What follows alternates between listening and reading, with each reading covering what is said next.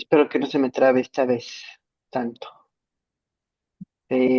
Vamos a seguir con el Satipatthana Sutta, que es el sermón de el establecimiento de mindfulness. Ya vimos establecimiento de mindfulness del cuerpo, mindfulness de las sensaciones. Uy, ya me trabé.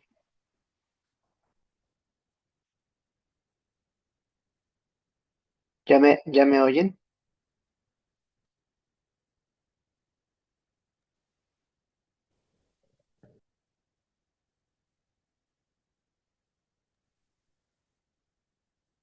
Aló, aló. Yo sí te oí. ¿Sí? Sí te escuchas. Sí. Sí. Ok, es que me había trabado. Entonces, les decía, vamos a continuar con el sermón de mindfulness. Vimos mindfulness del cuerpo, mindfulness de las sensaciones, mindfulness de la mente y hoy comenzamos con mindfulness de las cualidades de la mente, que es un tema largo pero importante. Aquí el Buda se mete como a más aspectos y funciones específicas de la mente, pero también empieza a hablar de unos sucesos que corresponden al Dharma, a enseñanzas que tienen que ver con pues, la iluminación y, y con la sabiduría. Enseñanzas que ya hemos visto en otras clases, entonces vamos a dar como que un repaso cortito de eso. Voy a compartir la pantalla. Ok. Y vamos a ver dónde me quedé. Eh, Sensaciones, contemplación de la mente. Aquí está. Las cualidades mentales.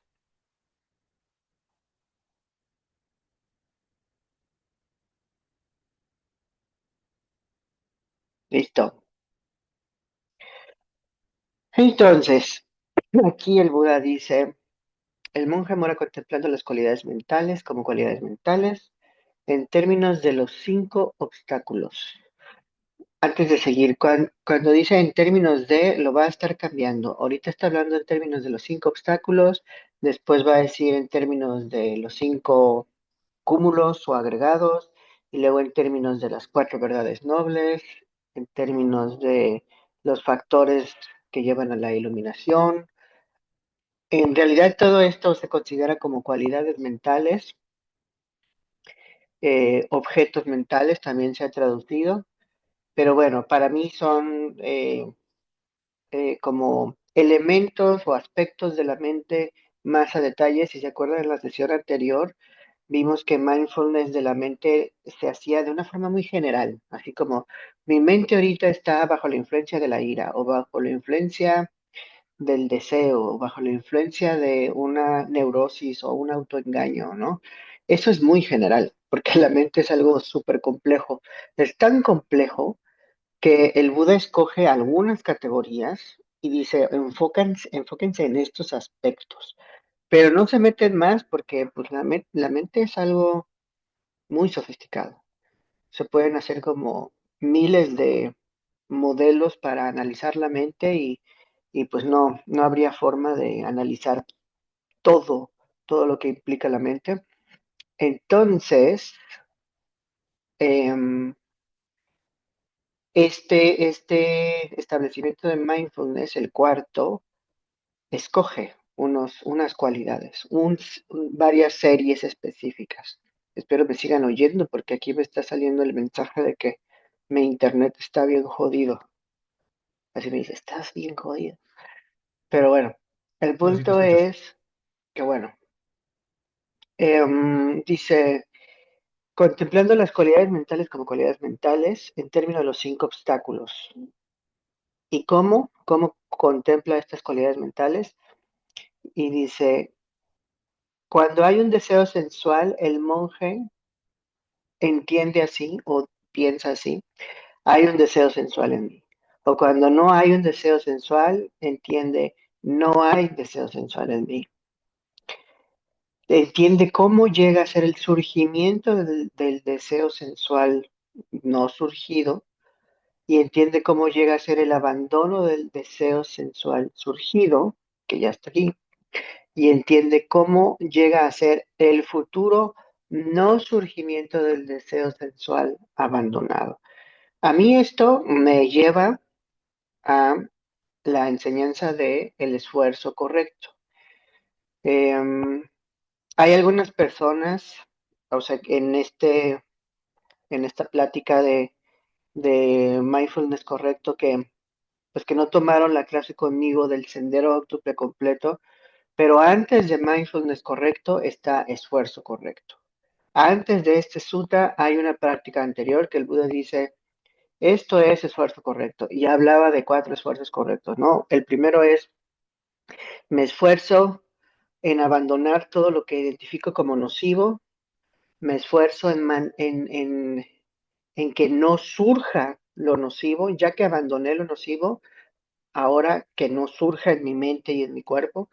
El tercero es, me esfuerzo en que surjan los estados saludables de la mente y se mantengan, el cuarto, se mantengan nuestros estados saludables en mi mente. Y aquí está clarito en la última parte, cómo llega a ser el surgimiento del deseo, cómo se abandona el deseo, cómo evitar que no surja en el futuro el deseo. Básicamente lo dice contigo con otra estructura gramatical a lo que yo dije ahorita, pero eso es, ¿no? Y es bien importante. Está diciéndonos que entendamos, que comprendamos cuáles son las causas y condiciones de este deseo y qué tiene que pasar para que ya no haya. Específicamente, no lo menciono aquí, pero al estudiar el Dharma y otros sermones, sabemos que las causas y condiciones del deseo son, por un lado, está, o sea, las sensaciones, ¿no? Las sensaciones agradables y desagradables y neutrales, ¿no? Cuando hay sensaciones, entonces eso condiciona el deseo. Y antes de las sensaciones, ahorita no recuerdo bien, pero antes de las sensaciones, para que haya sensaciones, tiene que haber conciencia, ¿no? En resumen, tiene que haber conciencia para que haya sensaciones. Y si no hay conciencia, no hay sensaciones.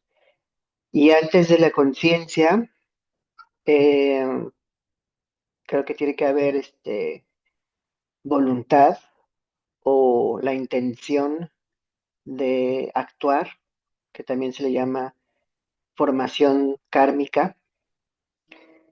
Y antes de eso, tiene que haber un, está sonando mi teléfono, pero no lo puedo apagar porque estoy usando la cámara. Tiene que haber también ignorancia.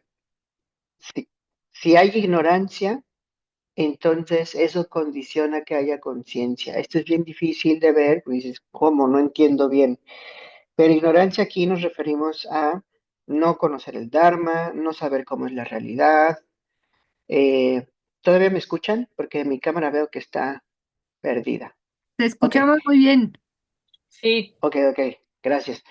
Eh, la ignorancia es no saber, ¿no? Cómo es la realidad, no saber sobre el surgimiento dependiente, no saber sobre las cuatro verdades nobles, no saber que el apego es lo que causa sufrimiento, o sea, no conocer el Dharma, no saber esto es ignorancia y provoca que haya conciencia, pero es una conciencia ordinaria, ¿ok? Importante. La conciencia que surge es ordinaria. ¿Y qué quiere decir esto? Pues es lo que le da pie al ego. Es una conciencia individual, no es una conciencia liberada, sino está condicionada por la ignorancia. Es como, pues, la conciencia que obtienes cuando te conciben, ¿no? y te vuelves un ser vivo en el vientre de tu mamá, esta conciencia como no sabe qué es, empieza como a tener preferencias, ¿no? Y sensaciones, o preferencias por sensaciones agradables y empieza a decir, eh, ok, si me muevo, pasa esto, pasa aquello, o sea, se empieza a crear la identidad. Y, y esto, lo de la identidad y el apego a la identidad, pues es un error, ¿no?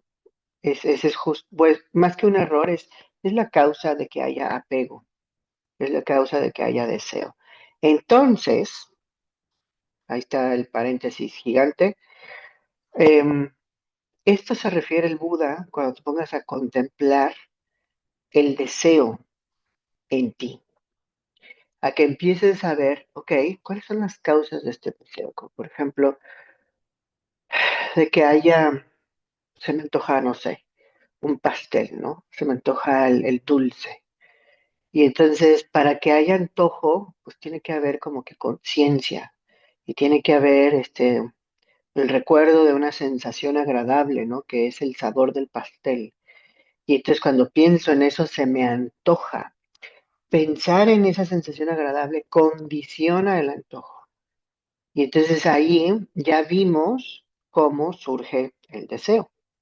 Eso es contemplar cómo llega a ser el surgimiento del deseo y cómo deja de surgir, cómo lo abandono, lo cual pues también implica dejar ir las causas, las condiciones, las imágenes. Es como, a ver, ¿para qué me pongo a pensar pasteles ahorita si no voy a ir a comprar uno porque no hay una tienda de pasteles o estoy a dieta o lo que sea, ¿no? Si quieres dejar ir el antojo, esto es lo que haces, es como dejar ir el pensamiento de lo delicioso que sería consumirte, o sea, comerte un pastel, ¿no? Consumir algo agradable, algo placentero. Y así es como se abandona el deseo. Hay que contemplar este mecanismo en la práctica de meditación. Luego, hace lo mismo, pero con la pereza y el letargo. No, primero empieza cuando hay mala voluntad en el monje y se repite. Si Ah, sí. ustedes, si Ahora ustedes sí. seguían escuchando a Alex, pero creo que sí No, se fue. ahorita se Ah, acaba de ya, cortar. ya regresó. Ya regresó. Maldita Ok. sea. ¿En dónde me quedé?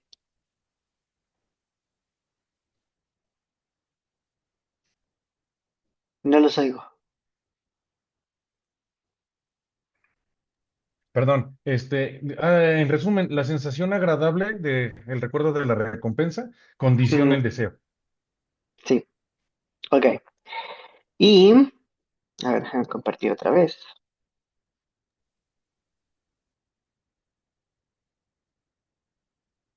Ahí lo ven.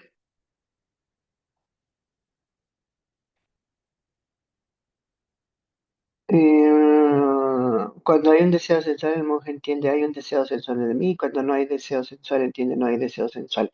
Ok, lo mismo se repite, pero en términos de mala voluntad. Cuando hay mala voluntad, el monje dice hay mala voluntad en mí. Cuando no hay, pues no hay mala voluntad. Y se repite cómo llega a ser el surgimiento de la mala voluntad, cómo se da el abandono de la mala voluntad, etcétera. Y luego lo repite aquí otra vez, cuando hay pereza y letargo, cuando hay inquietud y ansiedad, cuando hay incertidumbre en el monje, entiende si hay incertidumbre en mí. O sea, en cada una de estas categorías o cualidades se repite la misma fórmula. Y también es observar causas y condiciones de pereza y letargo, de inquietud y ansiedad, ¿no? Pereza y letargo, en muchas ocasiones esto se debe a que hay demasiada relajación en la mente o a lo mejor hay cansancio y fatiga, ¿no?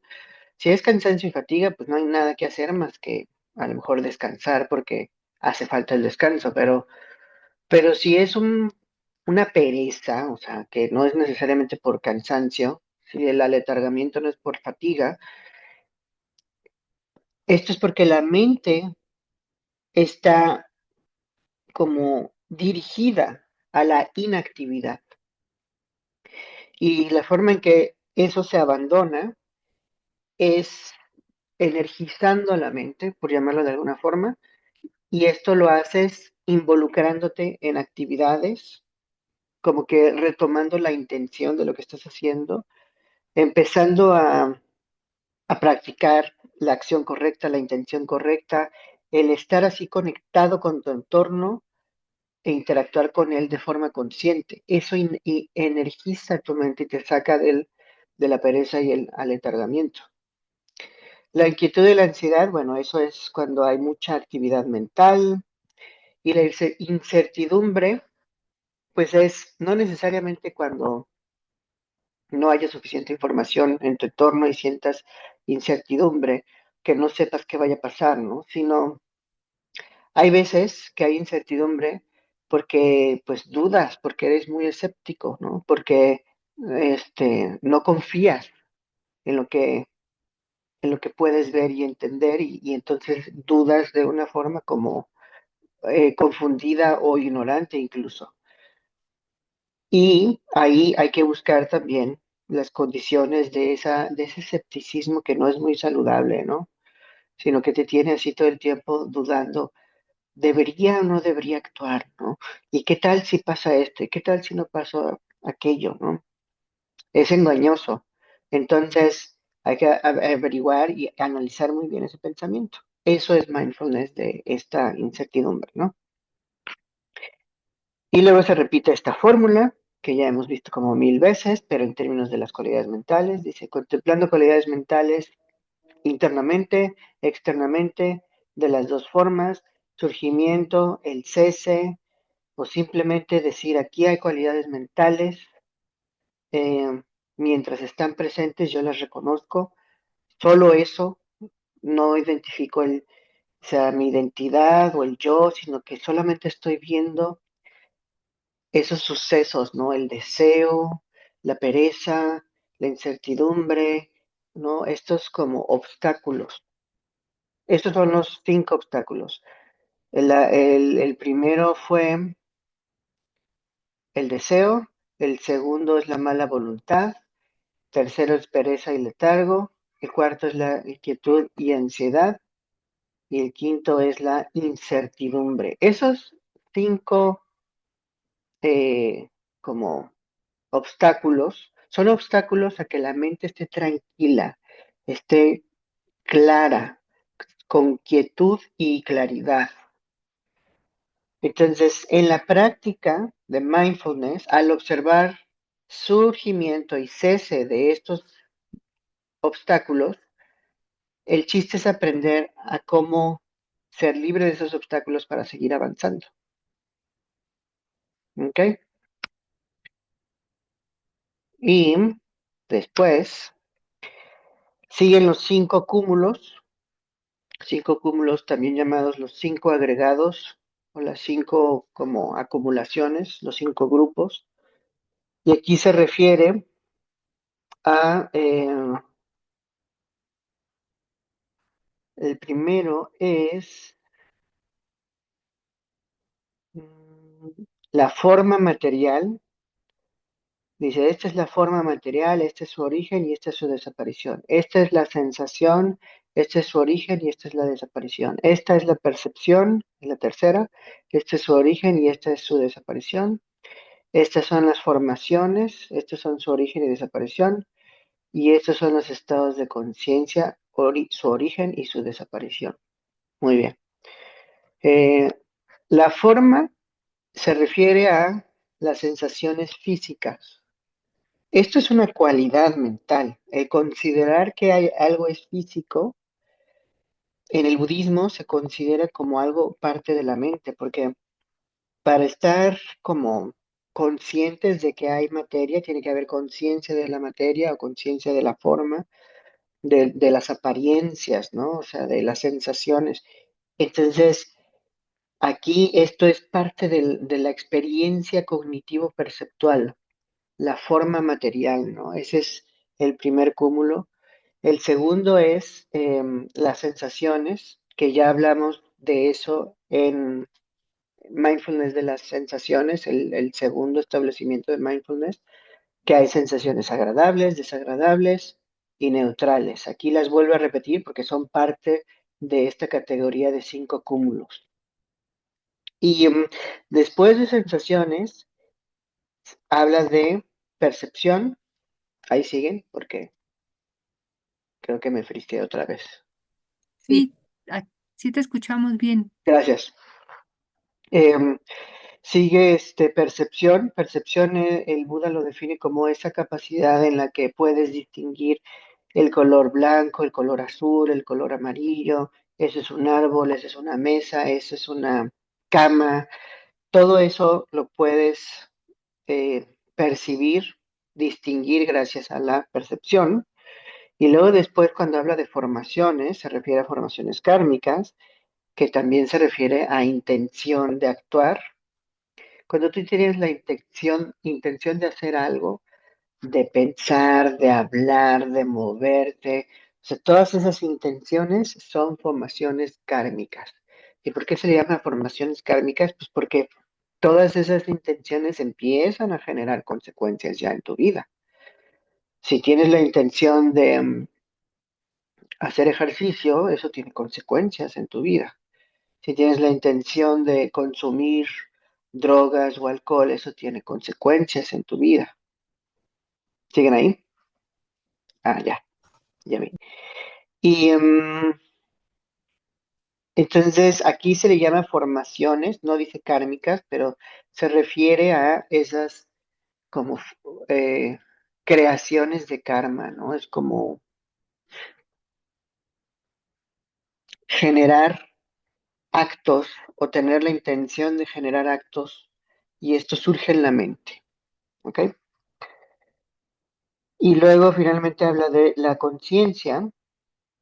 Los estados de la conciencia se refiere a las 6 conciencias, que ya también creo que no lo tocamos en estas conversaciones del Satipatthana, pero en otras clases lo he dicho.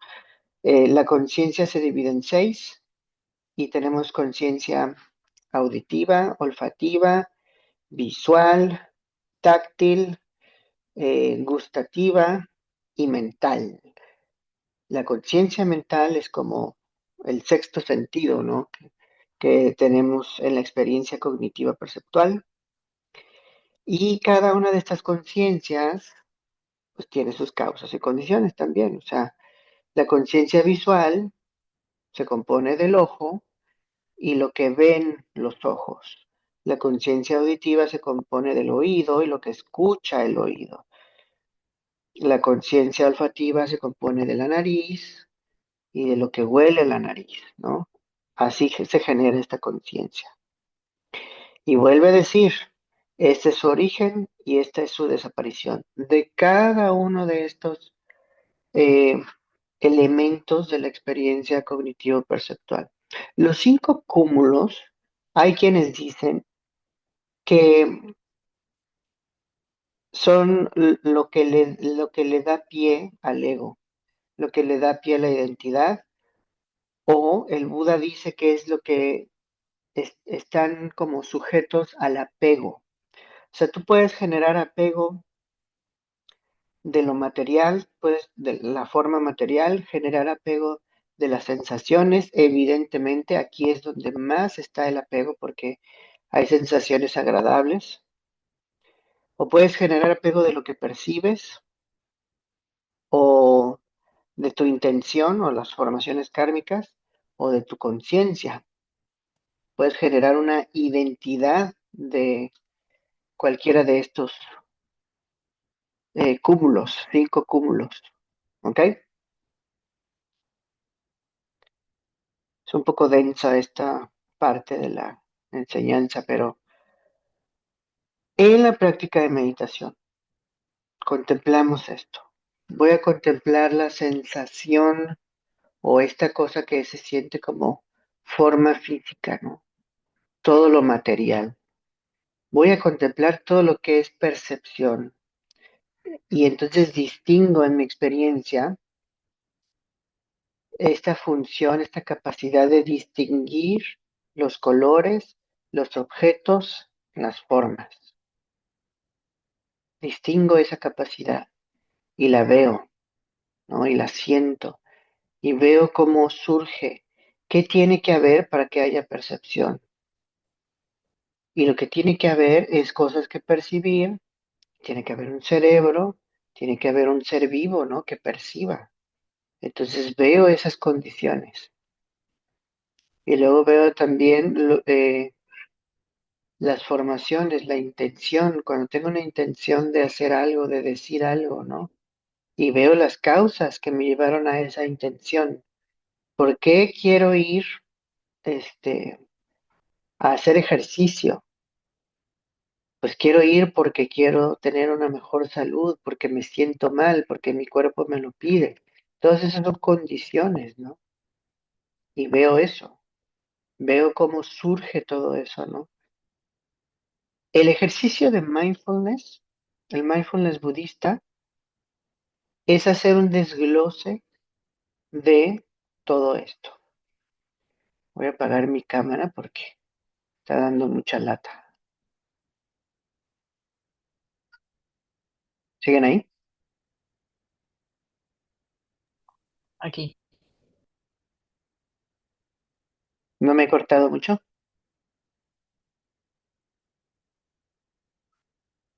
¿No? No, yo oigo No, perfecto. ya no. Lo que dejamos de ver es. Sí, ahorita le regreso.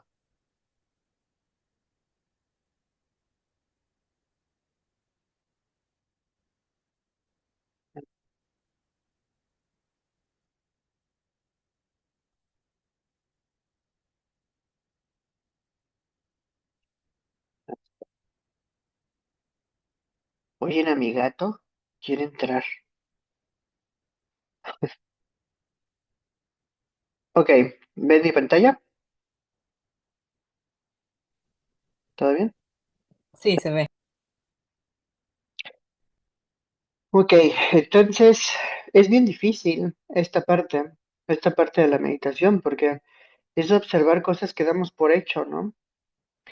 Funciones de la mente que damos por hecho, elementos de la experiencia cognitiva que siempre han estado ahí y nunca nos hemos puesto a observarlas con ese detenimiento. Pero la idea es que sí lo hagamos.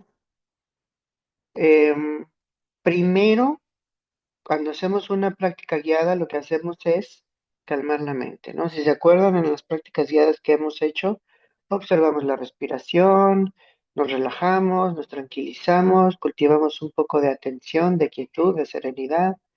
Entonces, ya que estamos en esa serenidad y quietud, que la mente no se está distrayendo tanto, sino que está aquí observando esta experiencia, entonces empiezas a como explorar estas partes, la materia, las sensaciones, la percepción, las intenciones o formaciones de karma, la conciencia, o sea, las seis conciencias, perdón, que tenemos, y lo puedes hacer así de forma como un poco general o de forma detallada, es decir, viendo las causas y condiciones de cada uno de estos cúmulos, como lo dije ya antes, ¿no?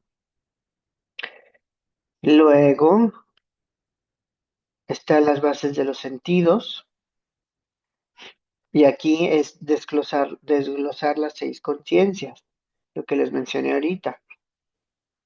El monje entiende el ojo, entiende las formas, o sea, lo que ve el ojo, y entiende la atadura que surge dependiendo de ambos.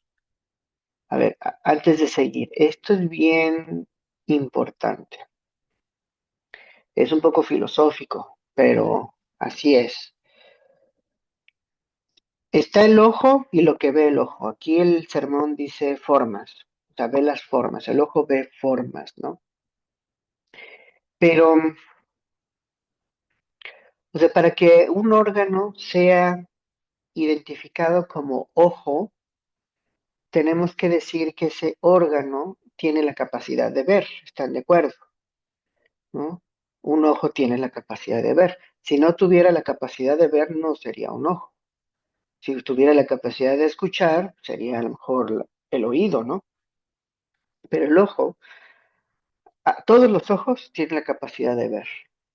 Y la capacidad de ver depende de que haya pues cosas o formas o colores, ¿sí? Entonces, a esto se refiere el Buda de, de cuando dice la atadura que surge dependiendo de ambos. O sea, el Buda dice, pues no puede haber un ojo si no hay cosas que el ojo ve, porque si no hubiera cosas que ver, pues no se podría ver nada, y si no hay nada que ver, el ojo no puede ser ojo. O sea, es filosófico esto, es como un entendimiento de que para que el concepto del ojo surja, tiene que existir el concepto de visión, y para que el concepto de visión exista, tiene que existir algo que se ve. Entonces, cada uno de estos conceptos depende del otro concepto. Entonces, aquí hay una dependencia y eso es lo que quiere el Buda que veamos, ¿no? O sea, que no nos quedemos nada más diciendo, no, pues aquí hay un ojo, ¿no? ¿Y cómo sé que hay un ojo? Pues porque estoy viendo, ¿no?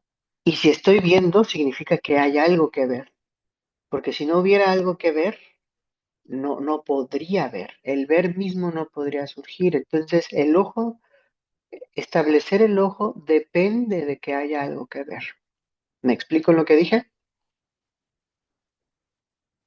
Sí. Sí, está medio denso, pero esa es la enseñanza. Y luego dice, pues algo que también ya hemos explorado en algunas prácticas, no en estas prácticas que hemos hecho, pero sí en otros momentos, donde dice, ¿cómo llega a surgir el surgimiento de la atadura o no de la atadura no surgida?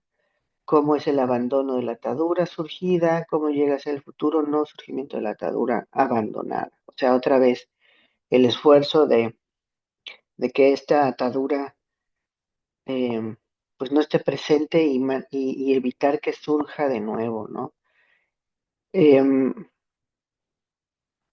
la verdad es que esto, o sea, es muy difícil de lograr o de explicar el concepto, pero básicamente es darte cuenta que no puede haber visión si no hay algo que ver. Y entonces cuando te das cuenta de eso, como que se rompe esa dependencia, ¿no?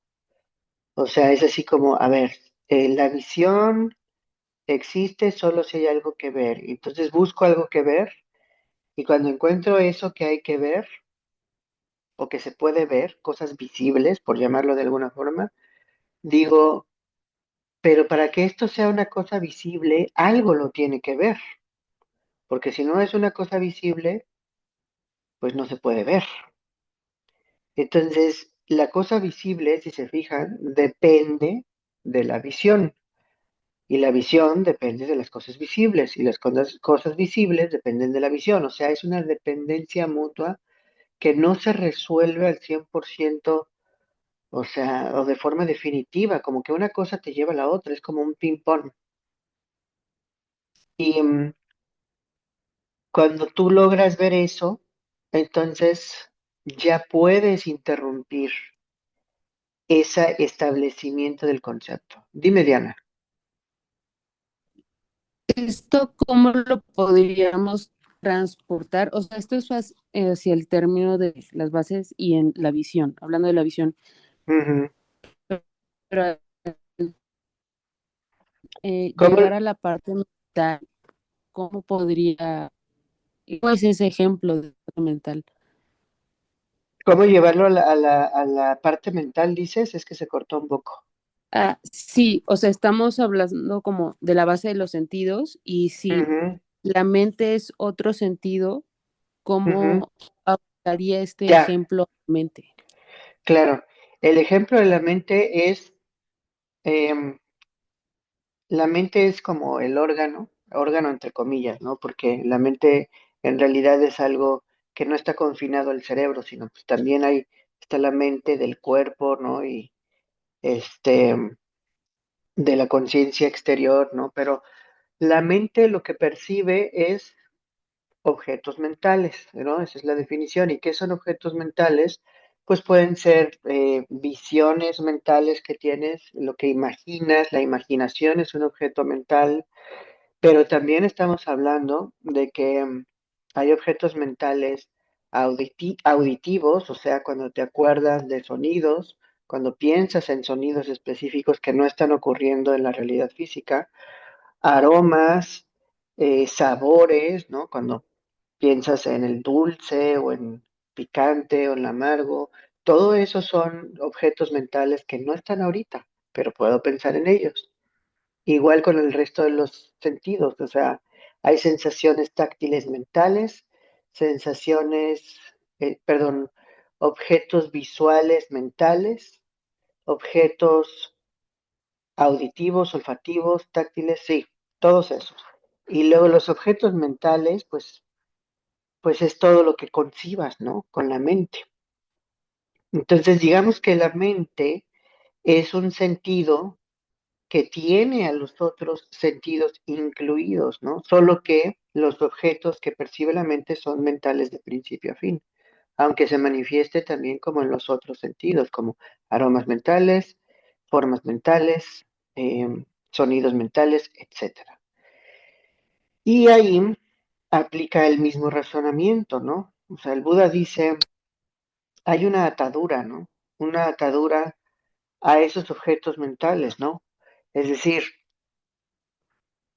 la mente percibe objetos mentales y los objetos mentales dependen de la mente que los percibe. Entonces, ahí ves cómo están condicionados, cómo están, como dice aquí, atados, ¿no? El uno con el otro. Y em, cuando tú ves que ninguno puede existir por sí mismo, es decir, que la mente no puede existir sin los objetos mentales, entonces es ahí cuando hay un, una liberación de, de ese objeto, ¿no? De ese como, esa base interna, ¿no? De la mente, ¿no? Y ahí es cuando cesa y cuando puedes llegar al no surgimiento de la atadura abandonada, lo que está mencionando aquí.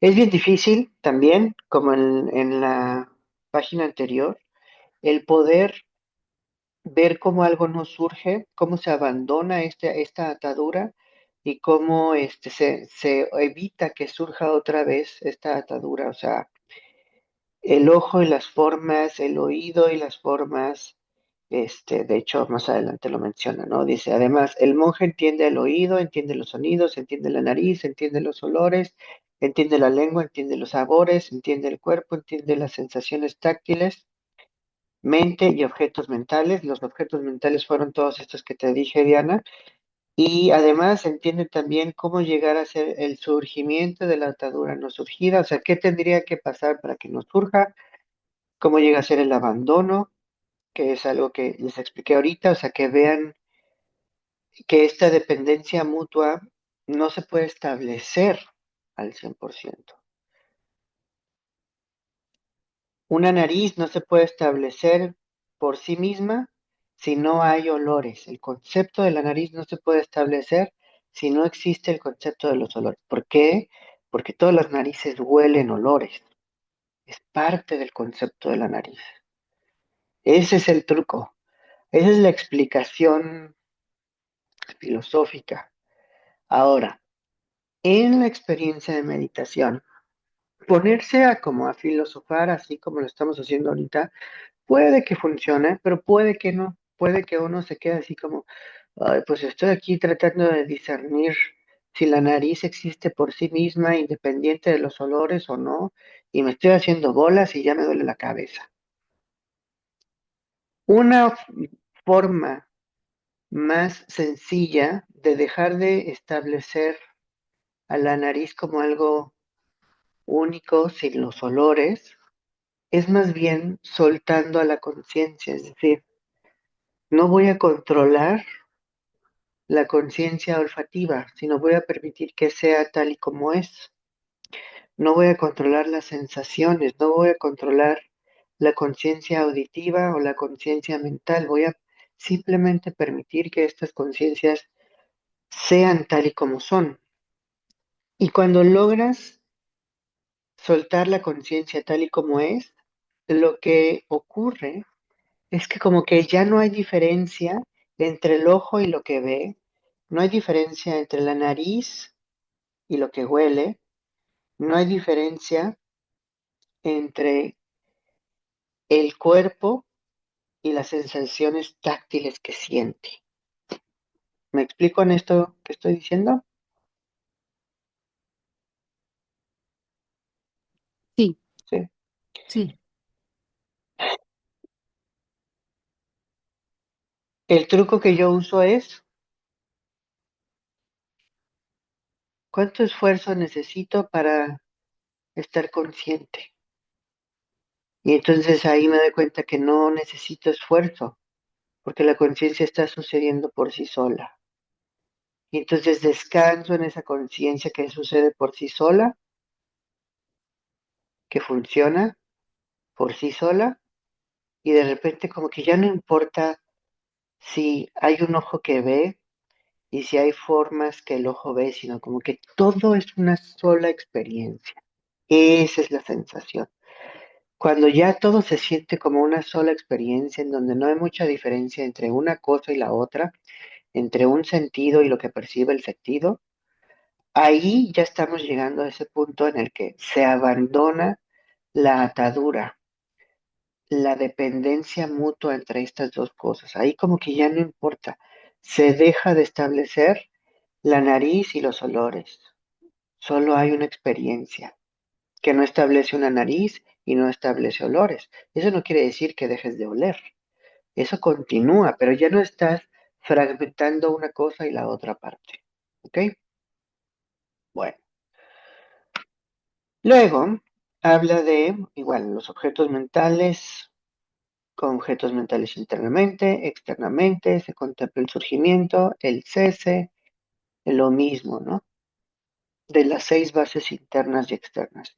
Es bases internas cuando habla de los sentidos, o sea, los ojos, los oídos, la nariz, la lengua y el cuerpo es lo interno y lo externo es lo que perciben los ojos, o sea, las formas, los aromas, los sonidos, las sensaciones táctiles o los objetos mentales. Esas son las bases externas. Así es la definición de esas palabras que usa el Buda, de los sentidos. Luego estamos en los factores del despertar. Déjame ver qué hora es. Todavía nos queda un poco de tiempo. 10 minutitos. ¿Alguien tiene una duda hasta ahora? no, Alex, gracias. Ay, eso fue Mali. No me había dado cuenta. Em, ok.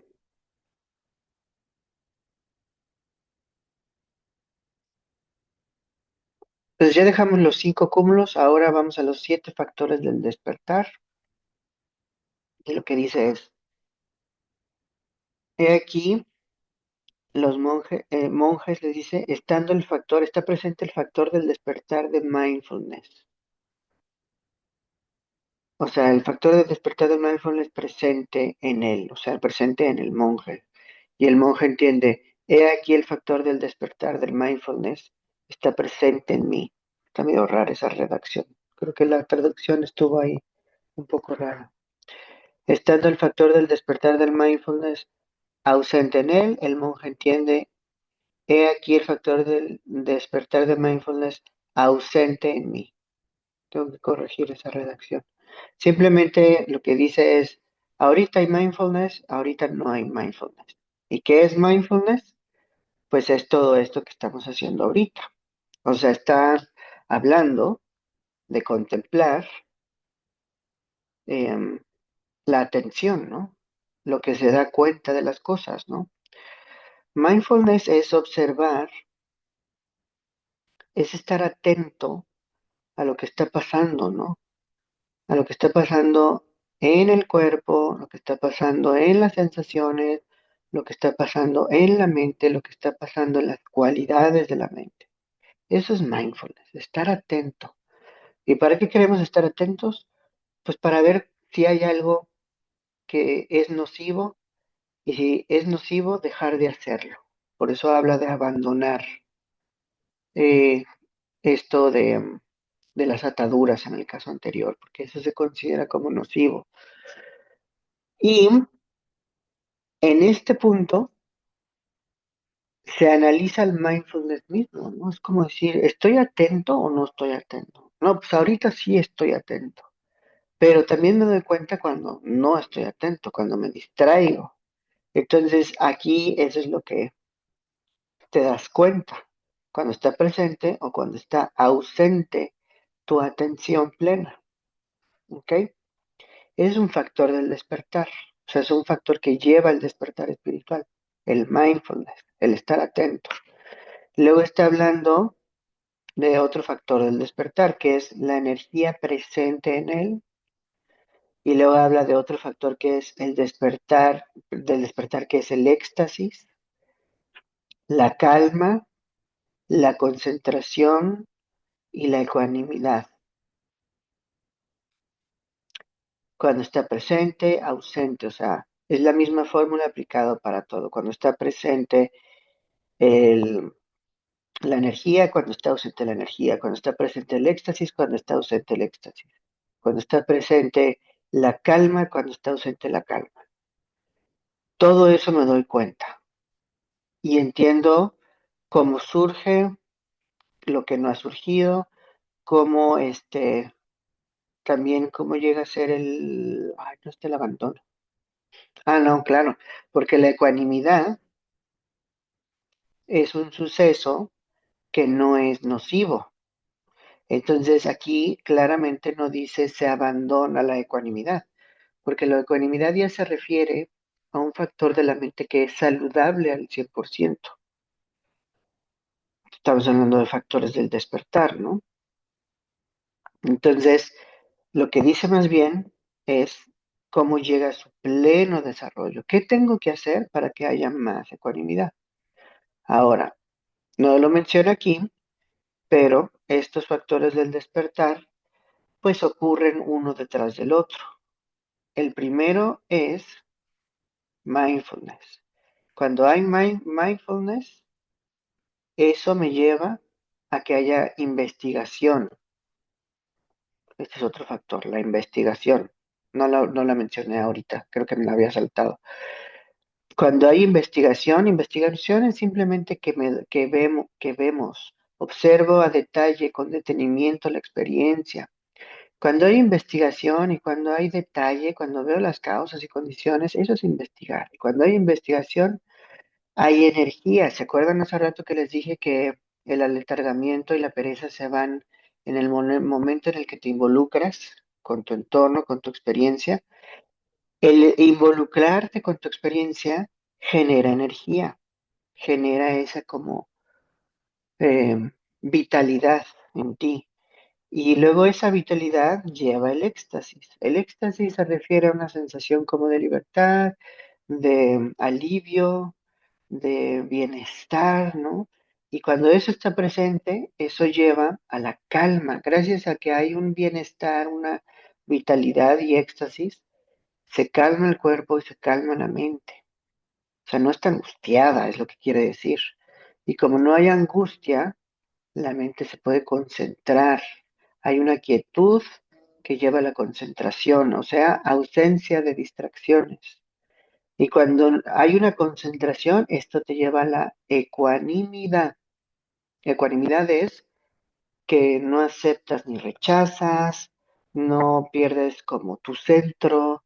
Si pasa algo bueno, no enloqueces, si pasa algo malo, no enloqueces, eres ecuánime.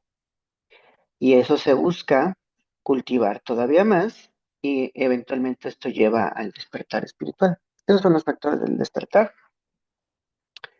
Y todo esto se contempla internamente, externamente, se contempla el surgimiento y el cese de cada uno de estos, conforme van surgiendo. Y luego habla de las 4 verdades nobles. Sí, ya vamos a acabar, de hecho. Vamos a terminar, no vamos a necesitar otra sesión para acabar este establecimiento de mindfulness. Las 4 verdades nobles, en resumen, son, este es el sufrimiento, el origen del sufrimiento, el cese del sufrimiento y el sendero que lleva al cese del sufrimiento. Entonces el monje entiende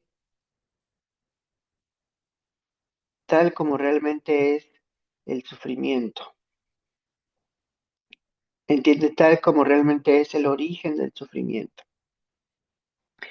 entiende cómo es el cese del sufrimiento y cómo es el sendero que conduce al cese del sufrimiento.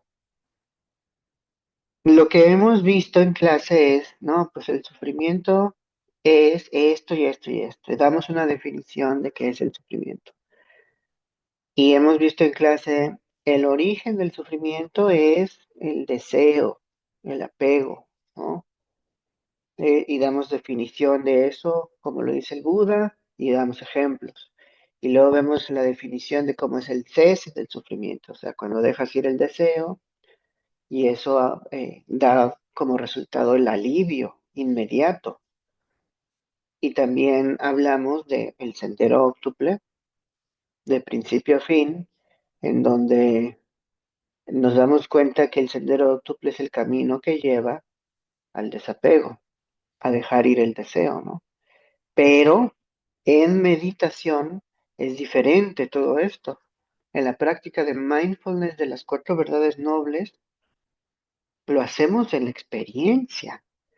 Es decir, identifico el sufrimiento dentro de mí. Este sufrimiento puede ser sufrimiento emocional o puede ser sufrimiento físico, o por ejemplo que me duele la cabeza, o puede ser sufrimiento porque me duelen los músculos. Todo eso es la primera verdad noble. Y luego después veo el origen del sufrimiento, es decir, ¿cuál es el origen de este sufrimiento emocional que acabo de identificar? Y ahí ya me doy cuenta, pues, que me estoy apegando, aferrando a algo, ¿no? Que me hace sufrir. Como por ejemplo a la idea de que yo no valgo nada, ¿no? En el mundo. Si yo me aferro a esa idea, sufro muchísimo. Si yo me aferro a la idea de que le caigo mal a la gente, sufro muchísimo, ¿no? Si yo me aferro a que no quiero que las cosas cambien, que todo siga igual, que no se acabe lo que me gusta, que todo lo que me gusta sea para siempre, sufro mucho. Entonces ahí veo la causa de mi sufrimiento, lo veo en meditación, lo contemplo. Y luego después veo cómo cuando dejo ir ese apego, dejo de sufrir. Y ahí es cuando descubro el camino que lleva al cese del sufrimiento, pero lo veo en términos pues más sutiles, ¿no?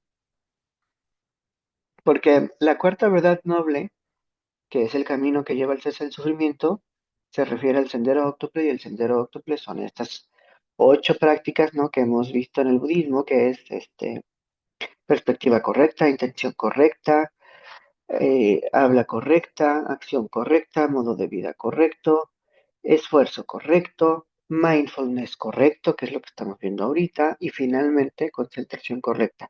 Ok, sabemos que ese es el sendero óctuple y esa es la 4 verdad noble, pero en meditación, ¿qué? ¿Vamos a ver todo eso? Pues no, porque tal vez un dolor emocional no necesariamente está ligado con habla correcta. Puede que sí, pero a veces es simplemente que estoy aferrado a una imagen, ¿no?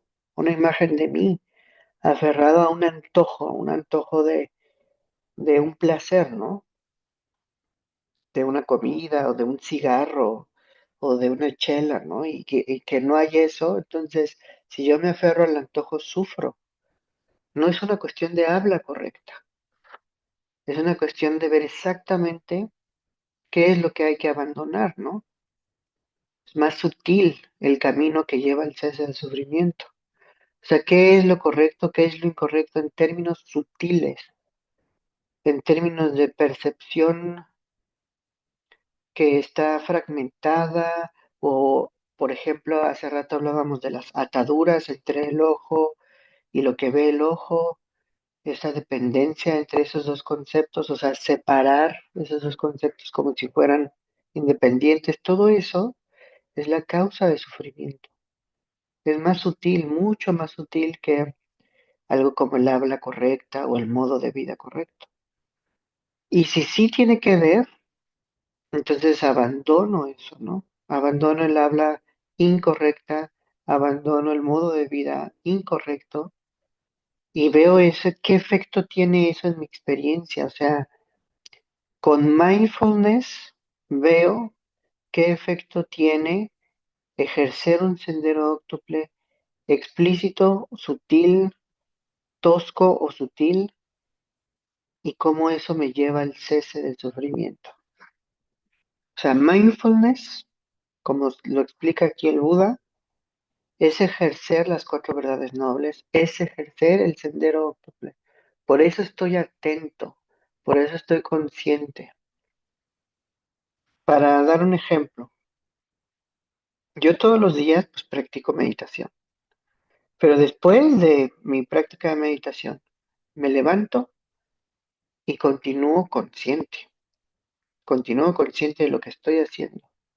Y estoy consciente de si estoy, por ejemplo, postergando mis deberes, porque me la paso en social media, en redes sociales, o no. Y si me la paso en redes sociales, empiezo a sufrir. Entonces ahí me doy cuenta de que me estoy poniendo ansioso porque estoy echando la hueva y ya se acabó el día, o sea, pasa todo el día, se acaba y no avancé en mis pendientes. Entonces yo vi la causa de mi ansiedad, vi la causa de mi sufrimiento. Y si no hice algo al respecto, el sufrimiento va a continuar. La atención o sea, plena, el mindfulness, es algo que debe de estar en todo momento para estar cuidando nuestros actos, para dejar ir lo nocivo y cultivar lo saludable, para dejar de aferrarnos a lo que nos gusta, a lo placentero, y que actuemos de forma saludable para que cese el sufrimiento.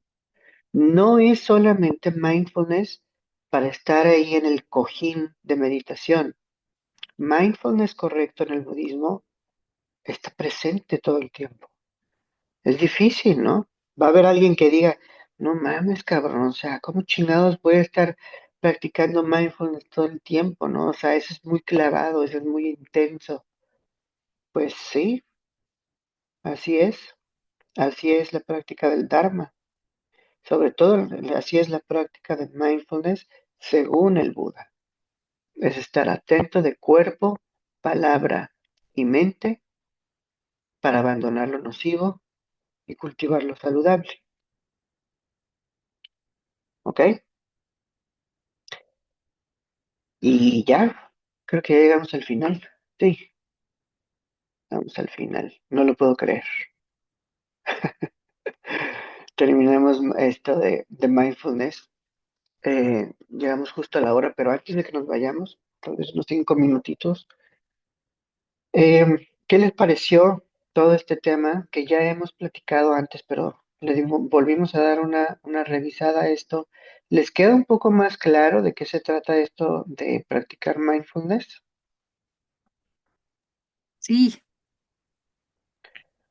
Sí, la verdad a mí me sirvió esta última charla, Ujú, este sermón para poder disipar más dudas ujú. y me voy muy contenta con esta última clase. Ay, sí, la verdad es que analizar este sermón siempre es muy pesado, pero creo que vale mucho la pena que sí lo observemos, que le demos una lectura y sí, sí, a veces es muy necesario el comentario, ¿no? Porque cuando lo lees, como que dices, ¿qué? ¿Qué quiere decir el Buda aquí, no? ¿A qué se refiere a esta frase que repite tanto, no? Y sí ayuda mucho a que te esclarezcan, o sea, observar el surgimiento dependiente, el cese dependiente. ¿Qué quiere decir eso? Pues quiere decir que conozcas tu mente, que conozcas cómo funciona, qué causa la emoción nociva, qué causa el deseo, qué causa el aletargamiento, qué causa la hiperactividad o ansiedad. La invitación de mindfulness es comprender muy, muy, muy bien la experiencia cognitivo-sensorial. ¿Para qué? Para que al final logremos practicar las cuatro verdades nobles con ese detenimiento. ¿Hay sufrimiento? ¿Cuál es su origen? ¿Qué debo dejar ir para que haya cese del sufrimiento? Básicamente. Y esto lleva pues a la purificación, al despertar. ¿Ok? Va a haber todavía unas clases más del siguiente tema, el último tema, que es concentración correcta. Esto ya no es mindfulness, sino es el último factor del sendero óctuple. Me voy a dar un descanso, tal vez de una semana o dos, pero yo creo que en unas 2 semanas comenzamos con lo de concentración y pues son bienvenidos, ¿no? Si quieren continuar con esto, porque es parte de la práctica de meditación. Falta ese último pedacito, que no es tan pesado como este. Este creo yo que fue el más pesado. Mindfulness siempre es más pesado. Cualquier duda, échenme un grito, los que están en el grupo de WhatsApp. Diana, hay un grupo de WhatsApp, si quieres, ahí mándame un correo y te mando el grupo. O si tienes dudas, me las mandas por correo, este, y se las respondo con gusto. Ay, muchísimas gracias. Bueno, pues sería todo. Muchísimas gracias a ustedes por esto y luego los contacto para concentración correcta. ¿Ok? Abrazo, Muchas Excelente, Alex, gracias. muchas Abrazo a gracias. todos. Que buenas descansen. noches. Gracias, Alex.